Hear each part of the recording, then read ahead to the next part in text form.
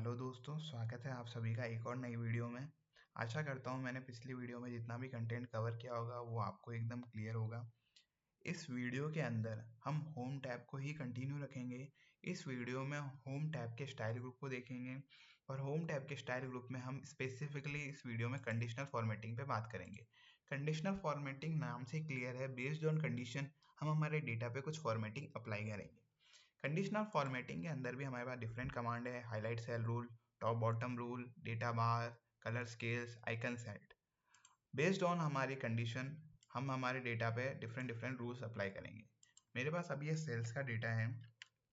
मैं इस पूरे डेटा को सिलेक्ट कर लेता हूँ with the help of control shift down arrow. Select करने के बाद मैं बेस्ड ऑन कंडीशन कुछ इस पे स्पेसिफिक कैलकुलेशन परफॉर्म करना चाहता हूँ। सबसे पहले हम बात करते हैं हाईलाइट सेल रूल की। हाईलाइट सेल रूल में जाने के बाद सबसे पहला ऑप्शन है हमारे पास ग्रेटर देन का। मैं देखना चाहता हूँ मेरे सेल्स वाले कॉलम में जो भी सेल 500 से अबव है वो देखना चाहता हूँ। उसके बाद हम उसके किस कलर से हाईलाइट करना चाहते हैं वो कलर हम यहाँ पे सिलेक्ट कर सकते हैं। जैसे अभी मैं उसको लाइट रेड फिल से ही हाईलाइट करना चाहता हूँ एंड देन ओके प्रेस करना है, तो ऑटोमेटिकली हमारी जिस सेल में 500 से अबव सेल्स होगी वो डेटा अपने आप हाईलाइट हो जाएगा। अब मैं चाहता हूँ कि मुझे ये हाईलाइट हुआ और डेटा नहीं देखना, तो मैं वापस अपने डेटा को सिलेक्ट करूँगा। डेटा को सिलेक्ट करने के बाद कंडीशनल फॉर्मेटिंग में जाना है। यहाँ पे ऑप्शन होता है हमारे पास क्लियर रूल का। क्लियर रूल में हमारे पास दो ऑप्शन होते हैं, clear rule from selected cell या clear rule from entire sheet. Clear rule from entire sheet में जहाँ जहाँ जिस जिस कॉलम पे आपने रूल अप्लाई हुआ होगा वो हर एक कॉलम से रिमूव हो जाएगा। Clear rule from selected cell से जिस सेल पे आपने रूल अप्लाई कर रखा होगा, जिसको आपने सिलेक्ट कर रखा होगा, सिर्फ उसी से वो रूल रिमूव होगा। अभी मैं इसको ये रूल नहीं चाहिए तो मैं इस रूल को रिमूव कर देता हूँ। तो हमने ये फर्स्ट रूल तो देख लिया कंडीशनल फॉर्मेटिंग में। मैं वापस इस डेटा को सिलेक्ट कर लेता हूँ। सिलेक्ट करने के बाद हमारे पास वापस लेस देन का ऑप्शन है। अब मैं देखना चाहता हूँ कि मेरी सेल्स वैल्यू जहाँ पे 500 से लेस है तो वो मुझे वो डेटा शो हो जाए। तो मुझे 500 से जहाँ जहाँ पे भी मेरी वैल्यू लेस है वो वाला डेटा शो हो गया। अब मैं यहाँ पे क्वांटिटी वाले डेटा को सिलेक्ट कर लेता हूँ। सिलेक्ट करने के बाद अब मैं इस पर कुछ कंडीशन अप्लाई करना चाहता हूँ। सपोज जैसे यहाँ पे ऑप्शन है बिटवीन का। मैं देखना चाहता हूँ मेरे सेल के अंदर जो है मुझे चाहिए 3 से लेके 5 तक का डेटा क्वांटिटी के अंदर में। तो ऑटोमेटिकली ये इसको बेस्ड ऑन कंडीशन अपने आप हाईलाइट कर देगा। अब मुझे ये चाहिए कि मुझे ये सारे ये दोनों सेल्स और क्वांटिटी पे जो भी मैंने रूल अप्लाई करे वो नहीं चाहिए, तो इसमें जाके हम क्लियर रूल कर देंगे, clear rule from entire sheet, तो ऑटोमेटिकली वो रूल रिमूव हो जाएंगे। हाईलाइट सेट के अंदर हमारे पास एक और ऑप्शन होता है इक्वल टू का। अभी जैसे हमारे पास ये जो है रीजन कॉलम है, मैं इस रीजन कॉलम के डेटा को सिलेक्ट कर लेता हूँ with the help of control shift down arrow. इसके बाद मैं इसमें जाने के बाद हाईलाइट सेल रूल में जाके इक्वल टू मुझे देखना है वो डेटा जहाँ पे मेरा रीजन जो है वो साउथ है, तो मुझे इक्वल टू में यहाँ पे साउथ लिखना है और मुझे उसका कलर चाहिए अपने green fill and then okay press करना है। तो ऑटोमेटिकली जहाँ जहाँ पे भी मेरा साउथ है ये उस डेटा को हाईलाइट कर देगा। अभी मैं इस डेटा को रिमूव कर देता हूँ शीट से, इस सेल से पूरे डेटा को।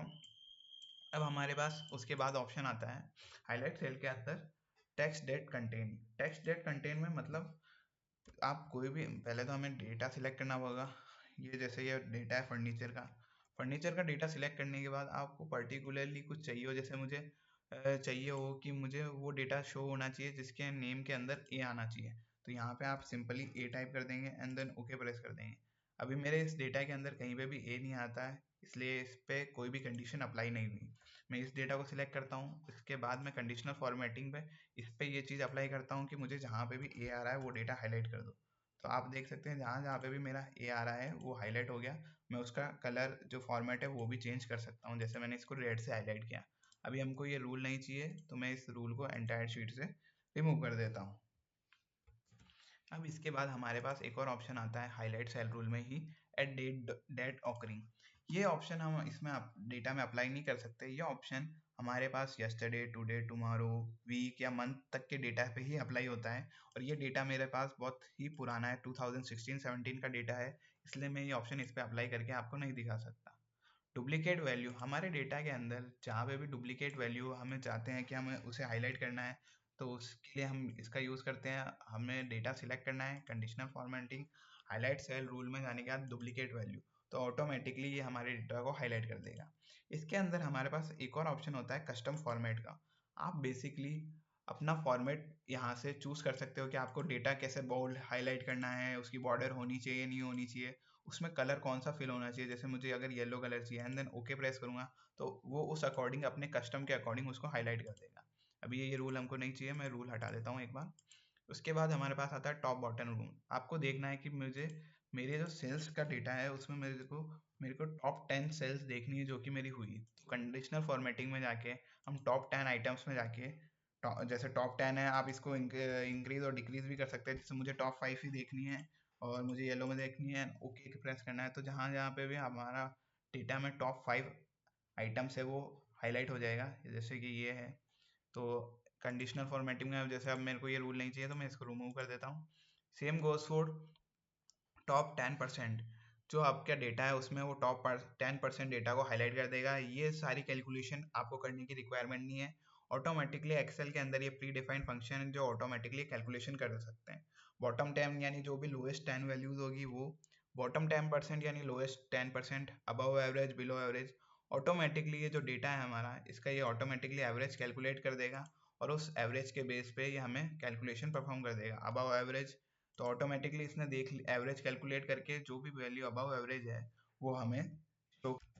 अब मुझे ये रूल्स नहीं चाहिए, मैं इसको क्लियर रूल कर देता हूँ एंटायर शीट। अब हमारे पास ऑप्शन है डेटा बार का। डेटा बार ऑप्शन देखने के लिए हम छोटे डेटा पे मूव करते हैं। डेटा बार का ऑप्शन हमेशा हम छोटे डेटा पे अप्लाई करेंगे। जैसे हमारे पास ये डेटा है, मुझे इस डेटा पे डेटा बार्स देखने हैं, मतलब कि हमें बार के बेसिस पे डेटा देखना है। जैसे हमारी जो सबसे हाईएस्ट वैल्यू है उस पर जो बार है वो सबसे ज़्यादा है, उससे जो कम वैल्यू है 957 उस पर थोड़ा बार उससे कम है, 957 से कम वैल्यू है 911 उस पर थोड़ा कम है, और सबसे लोएस्ट किस पे है 68 पे, क्योंकि उस पर एकदम लोएस्ट बार है। अब आप चाहते हैं कि मुझे ये बार है ना ये ऐसे नंबर के साथ नहीं देखना, अलग से देखना है। तो सबसे पहले तो मैं इसका रूल क्लियर कर लेता हूँ। उसके बाद इसी डेटा को, इस पूरे डेटा को जो है मैं कॉपी करता हूँ। कॉपी करने के बाद साइड में ही पेस्ट करता हूँ। पेस्ट करने के बाद हम इस डेटा को सिलेक्ट करते हैं। कंडीशनल फॉर्मेटिंग में वापस हम डेटा बार अप्लाई करते हैं। डेटा बार अप्लाई करने के बाद हम यहाँ पे कंडीशनल फॉर्मेटिंग में जाएंगे। यहाँ पे एक ऑप्शन होता है मैनेज रूल का। मैनेज रूल में जाने के बाद आपको ये ऑप्शन दिख रहा होगा कि हमारे अभी जो ऑप्शन रूल लगाया है वो डेटा बार पर लगाया है, हमें उसे सिलेक्ट करना है। हमें एडिट रूल पे जाना है।